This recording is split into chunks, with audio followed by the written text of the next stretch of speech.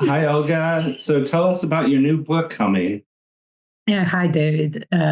First of all, it's been a pleasure talking to you for a while now, and the time has come after more than 3 years since I've published Escape, last part of the trilogy of my books that's been around now for a while. The time has come to finally finish the new one. It's been a long period of working on it, shooting for years and then putting it together.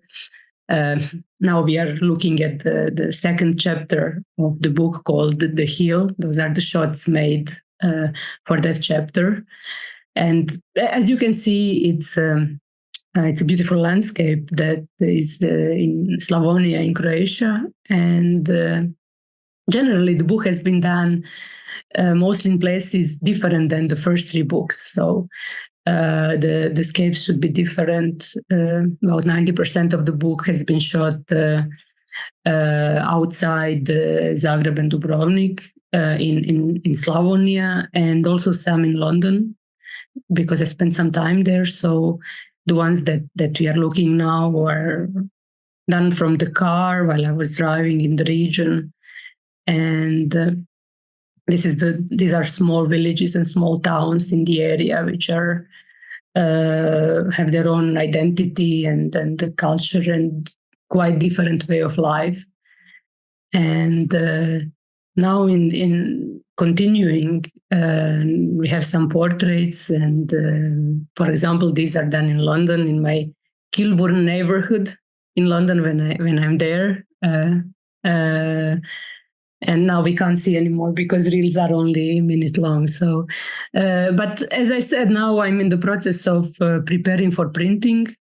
My graphic editor prepares shots for duotone printing, and I hope to have the book very soon. Tell me about the genesis of the book. How did it begin, and how does it relate to your past books?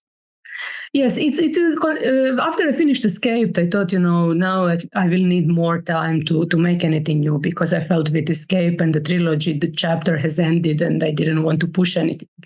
I didn't want to produce, forcing myself to do something. And my life changed. I spent much more time on different places. I spent more time in traveling. And as my life progressed, the genesis of the book changed and became even more in motion and exploring different places, different scapes. Even though I would say all of those shots feel universal and feel timeless, they are now made in a different place, exploring different energies. And in many ways, it's a continuation, but also I would say it brings something new.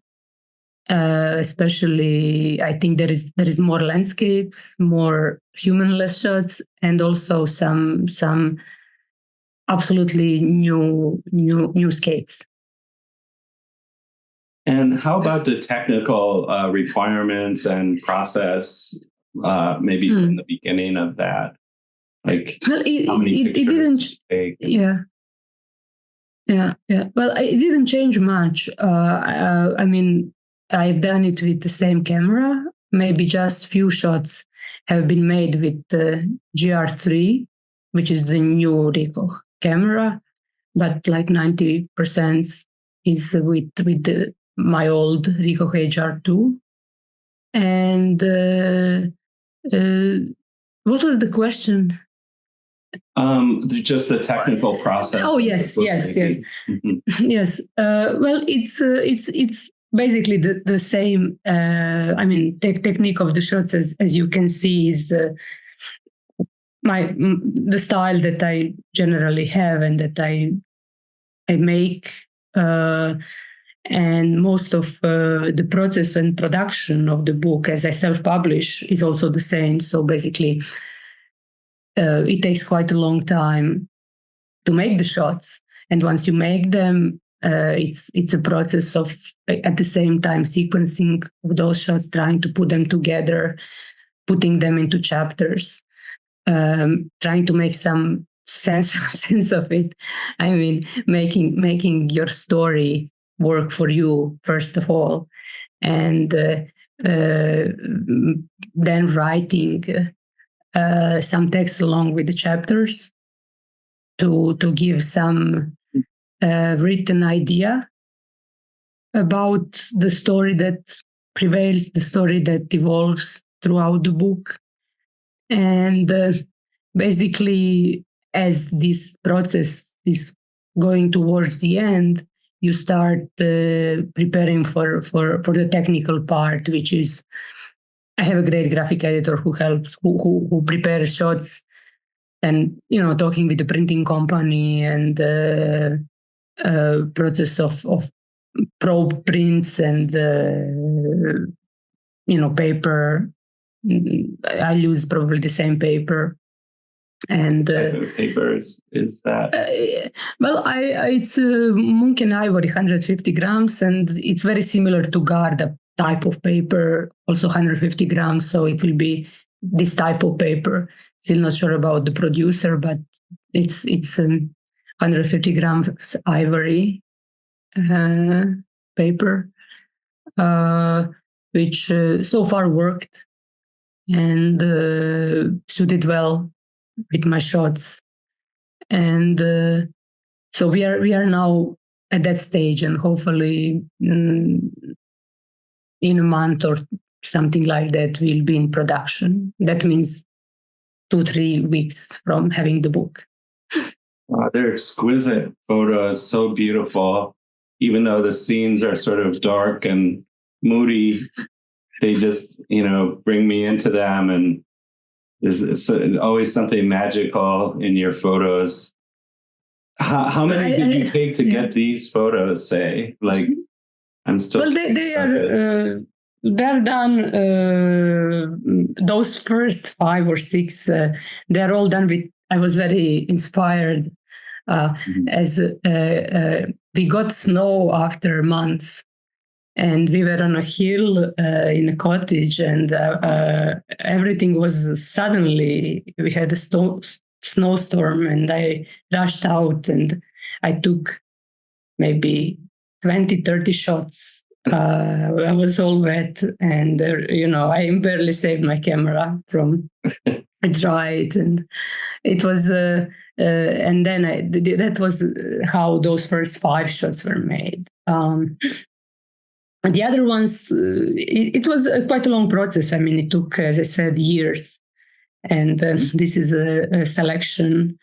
There are other videos as well that show, this is just a short part. So is that out of thousands of pictures, or is it more like an intuitive process where it's a lot less, but how you approach? It's less. It's much less. It's much less because I mean, this is when I was working on the trilogy. I kind of felt I had more time to experiment, more time to kind of think. Now that's why it took me 3 years. I didn't want to rush it, but in general, I didn't spend as much time practically shooting.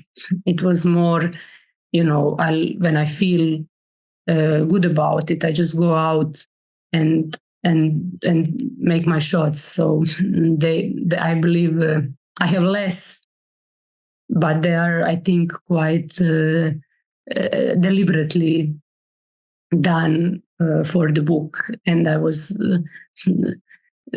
quite, motivated when I was shooting to try to make what I wanted. Mm-hmm. And was it all intuition and feeling, or was it also certain ideas attached to that?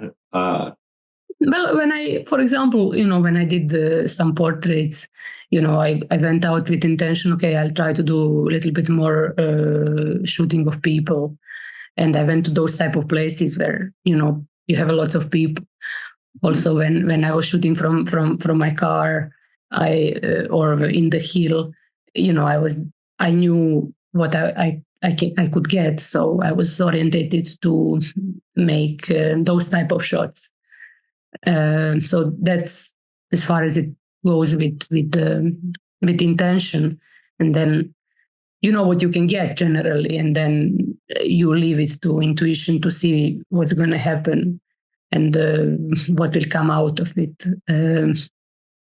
And do you do that with the sequencing as well as the photographing? Or yeah, I mean, once intuitive putting together. Yes, I mean, once I have the shots, it's quite a long process. It took me a really long time for this one to try still finishing it, and then to follow it up with the chapters and the texts, and then to make it as a whole, as it's another story, and it's once you have a certain series of shots, and you want to have kind of nice transitions between chapters, and you want when you and then the viewer gets into it, and then it goes over the pages, that you get a feeling of you are getting into something, and the more you are looking and reading and looking, you go more and more and more into something, and it kind of flows. So I wanted to get that feeling that you want to have more and more of it, and then at one point, it's the story ends. I always feel hypnotized when I look at your pictures. They really have this power to draw us in. And I know I'm not alone. There's so many people that feel that. Do you have, a feeling that you've had growth with this third book in your photography? And if so, how has that developed? Well, I think I have. I think it's small steps, and I didn't want to have huge expectation of me.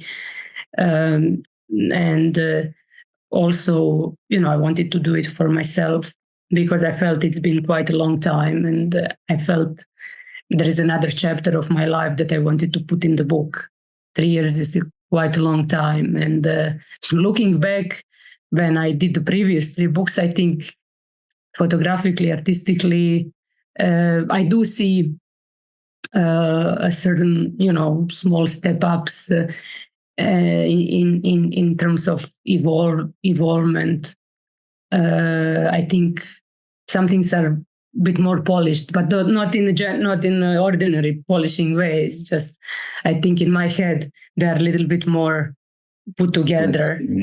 Yeah, and they have a certain vision, and we'll see when people see the book. We'll see what they'll think of it, and I'm quite okay with it. I'm quite happy how it. For the moment, I'm satisfied where we are. I will make and publish a few more videos, and then I will go into production probably in February. So tell the name of the book again for people that didn't hear it. Yeah, it's Elsewhere. Yeah, so it really explores that word in all possible senses of the way. As we spoke, it's been done actually elsewhere, and should provoke different emotion and different feel, because it's been done in different places, but with similar energy and emotion. But we'll see what people say. I was curious how I know, we don't talk about our personal lives, which is totally, the way it should be. I think it's about the art. But I was curious, like, what themes in your life led to these photos? Like what, if you could identify aspects of your history that connect with your photography in a way that when I think in general, what as your life changes, I think it affects your photography, because you change, and then I changed when I shoot for Before Winter, The Disarray and Escape, I spent most of my time in Zagreb and in Dubrovnik. Now I spent a lot in Slavonia. I spent a lot in London, and my surrounding changed. People I'm surrounded changed, energy changed, and I wanted to translate that into books. So I think book shows change as well, and a lot of motion, which was part of my life in these 3 years. And I kind of felt, okay, now I need to stop a little bit. I need to be at one place. I think it reflects you, because you can't escape it. You can. It's an emotional reflection, basically. Yes. So, but your first book was Escape, where you were leaving, regular work and going to something very different. So I imagine that influenced it a lot. How did that carry through with the second book? I think it's something with my connection again. Sorry. You can. I hear you good. Yeah. Okay. It's when I did the first 3, they are all about a change in the way. Of course, your life changes when you leave. Can you talk about how it changed? Way of life. And the first one I get. This one is also in a different way. Yes, yeah. It's also, I think my books represent a change a lot, and also an emotion that drives you towards that change. And because I think generally emotion drive us for a change. And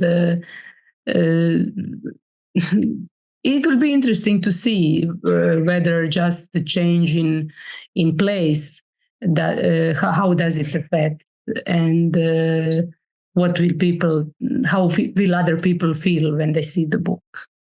I know when I was looking at pictures before this of yours, that I was thinking about identity and how, it's partly just the way of photography, but it's also showing partial people and looking through people. And I was thinking how there's a part of the fascination is that you often wonder, why is that guy on the bus, looking sad, the rain guy.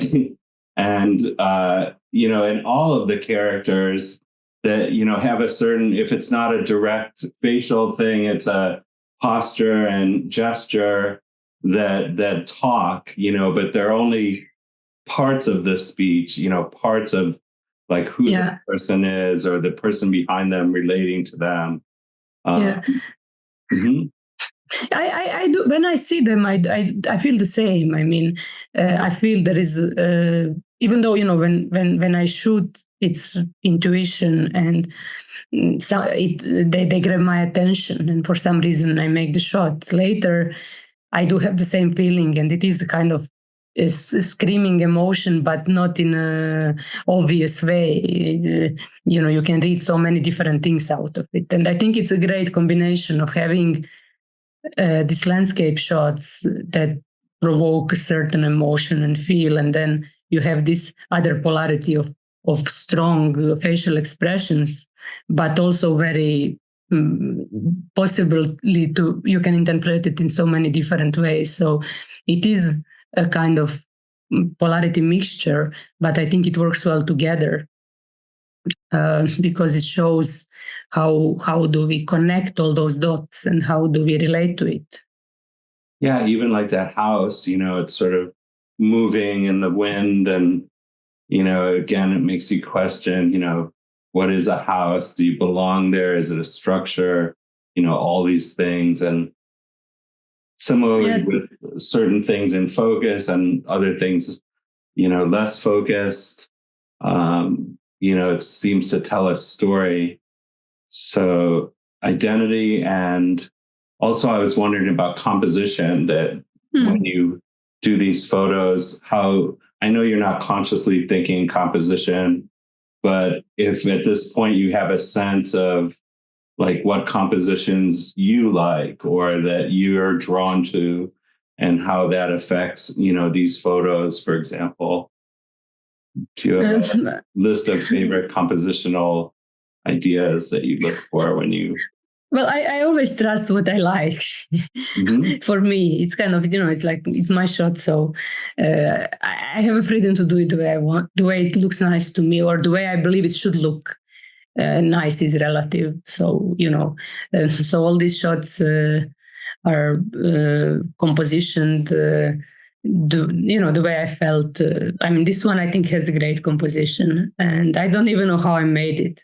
The one with the White House, it's one of my favorites, and it is a series where you have very empty and sad small houses, and at the same time you have this motion.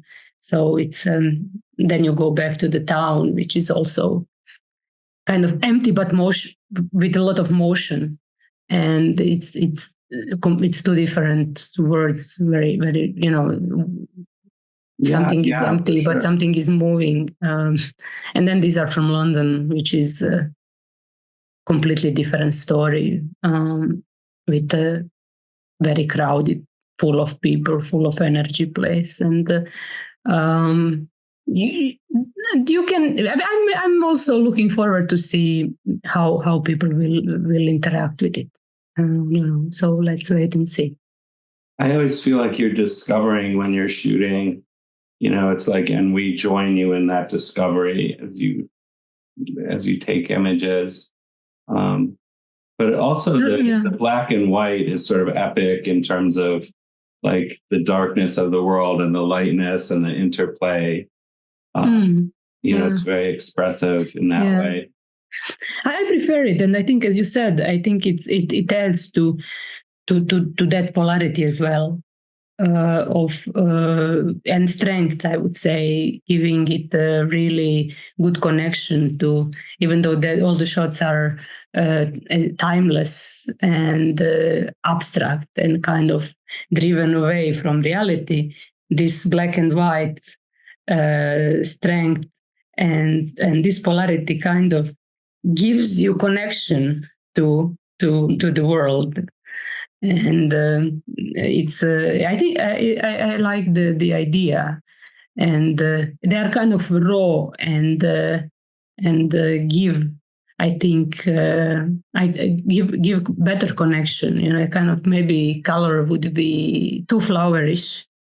Yeah. Another reaction that I'm feeling is I'm thinking of a philosophy class in college where they were talking about Nietzsche and his idea that we have the Apollonian, which is the beautiful and orderly, and the Dionysian, which is the chaos. And the interplay, he thought, was what life, is. It's the interplay of these two forces, according to him. And I see that in a way in your photos with the dark and light and the dreaminess of the blur that works with it, and sort of that Apollonian calmness, but mixing with the more chaotic aspects, or like maybe isolated, or those factors that would be in the north side. Really, but together they sort of birth this great image. That's my lay analysis. Well, it's very interesting one, and I like it, and it's it worked well in grad school. Yeah, you got good grades. Yeah, no, because it's how it is for, like you said, what you see. And I really enjoy listening to so many different interpretations of it, and when I do it, I don't even have one, and then it's fantastic to hear. Apart from the fact that I do feel they represent a polarity, and they kind of, they crave for connection, but then at the same time they are very, they show such a different parts and places, and it was a challenge to connect all the chapters and make one big story in a way. So we'll see. Did you spend a lot of time working the scene, or like, say, for any one of these images, would you? No. Not usually. No. Usually it's, I don't know why, but the less I prepare for something, I mean, these two are just from, 2 clicks, one and then the other from, from the car, no preparation at all. No setting of the scene, not having the setting in my head. And so for some reason, I believe that the best ones come out of nowhere. And for maybe, I don't know, 10% of them, I do have an idea in the stage, and I know that certain place would make great shots. But even those that from the nature ones, from landscape, I've been there for the first time and the only time I've been there. So all these ones, it's actually, I've been there just one night, and I've made all of that within half an hour. So it just happened. And now we are watching them, these 5 or 6. And it was a storm. It was some kind of party, and I was part of it, but I'm not much of a party person. I don't drink, and I at one point, I just felt, I had my camera. That was the lucky part of it. I just put my jacket on, my hat on, and I said, you are now going to go out. And I left the party, and I ran around for half an hour, and made those 5. I made about 30 shots, and those 5 are the good ones. I see. And how do you judge a good photo? Like, what's a good photo for you? Well, what elements that really like light you up when you see it? Well, it has to have something that appeals to me. That simply I feel related, connected, and good. I hard to say, but I throw a lot away, and with these ones, I felt they made a nice sequence. I like the space in the compositions a lot. Also, the composition is beautiful, but there's always this like sort of beautiful space, and then subject and space, and it's almost like the texture speaks, the composition is speaking. Yeah, this has been done separately, but what I like, if we go back to those 4 or 5 that we spoke that opened the Hill chapter, what I like the most from them is the light. How I managed to basically get the whole atmosphere playing with this light, which is in between everything. You can't tell if it's a day, if it's a night, if it's a dawn, if it's something that doesn't really belong anywhere, and it belongs everywhere. It's the light, that lightning. That's my favorite. Now we will see it. That's my favorite part of those 4 shots. And also your weather, the way you use the weather is, I mean, that's light too, but it seems to me it's very influenced by the weather as well. Yeah, it's the weather played perfectly. I mean, it's when I look at them now, I can't really say, I think it adds to this timelessness, and it can be any part of the day and any place and any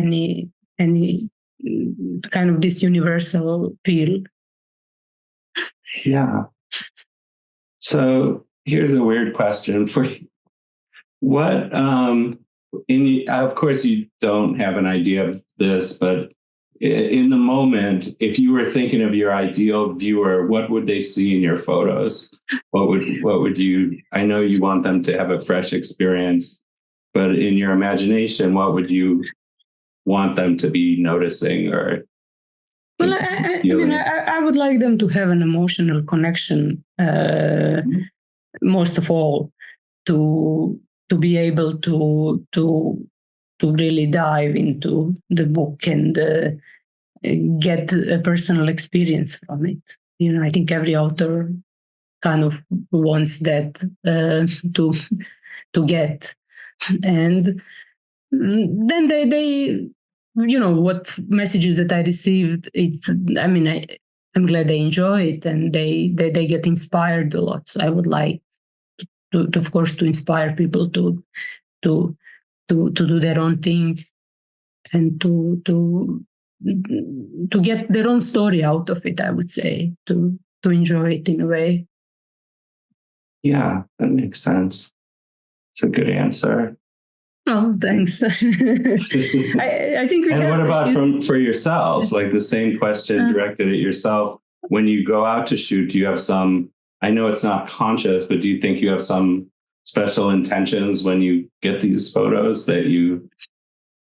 not consciously, but I think in subconscious way, I think, the state that you are in and the energy that flows, I think it deliberately, of course, relates you and connects you to a certain image, making certain image. That's, I think, for sure. And different places evoke different emotion. Yeah, I was curious if you remember that emotion when you took the picture, and if you have the same one now, like when you look at it. Or it evokes me. I do remember, and it's as these shots have been done throughout years, it changed a lot. So, but I can now remember how I felt when I did those 5 shots that opened this chapter, and I remember the period, and also. Some other shots done in completely different place, looking back, does evoke. Also, when you have the whole book and when the book is printed and you have it in your hand, and when you go through the pages, I think there is a certain, and after you finish and close, there is certain prevailing feel that you get. So I'm still looking also on my side. I still didn't. I'm waiting to hold the book and see. Yeah. It seems fluid. Also, I often think about how things seem different on different screens, on different paper. In different formats. For example, there's a TV show that I noticed they have a still image at the beginning, and they look completely different.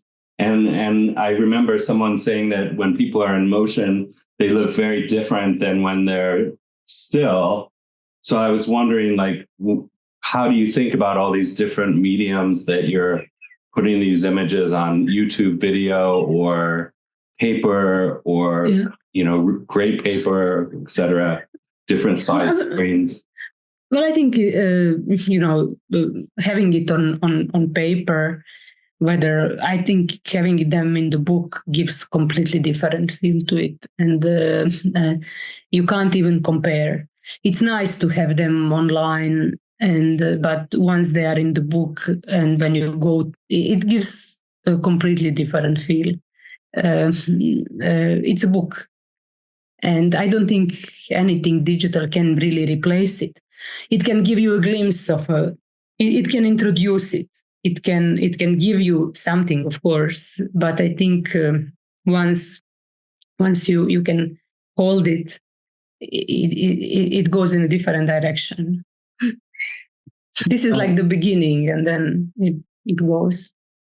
Yeah, I think that's part of the wonder of your work is the way you revere books, and it's like I once heard a frame maker telling me how important the frames were to photos.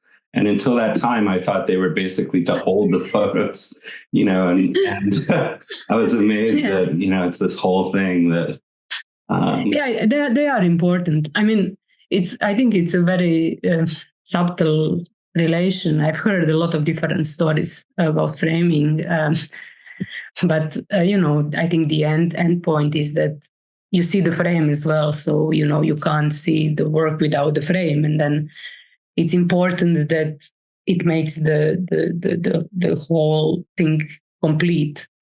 I mean, you don't buy the work because of the frame, but the frame should suit and fit the work. I know some people that buy it for the frame. Well, they're mostly painters that want to use the frame. Oh, yeah. Well, wow, well, it's so great, and congratulations. That's really wonderful work, and wow. Thank you.